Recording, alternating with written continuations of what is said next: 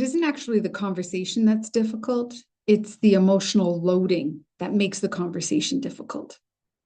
Time and again, when I enter into dialogue with leaders and the topic at hand is how to have accountability conversations, what always comes out in their language is these are really difficult, hard, sensitive conversations. And so I, in coaching, will ask them what makes them hard and difficult.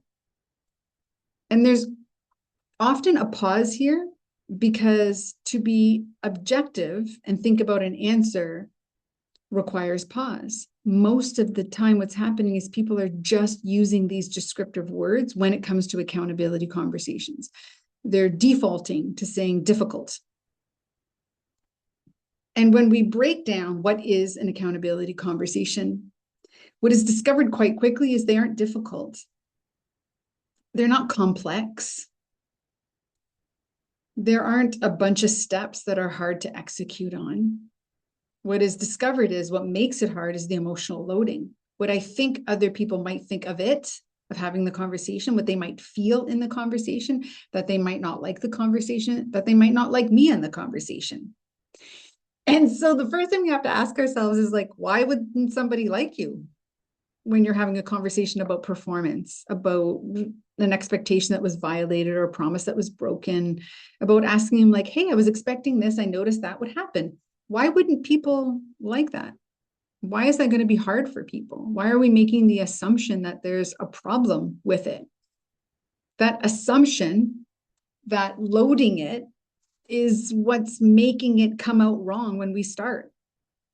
We're loading it right from the beginning. We're telling the other person, whether we know it or not, that this is going to be uncomfortable for you. This is going to be uncomfortable for me. Too bad. It's just going to be uncomfortable. So let's try to do this anyways. And if we just take some time to stop making these things so loaded before we actually even start the conversation, then our chances of starting the conversation better are going to go up. And when we start conversations better, we usually have conversations better, which means they end better.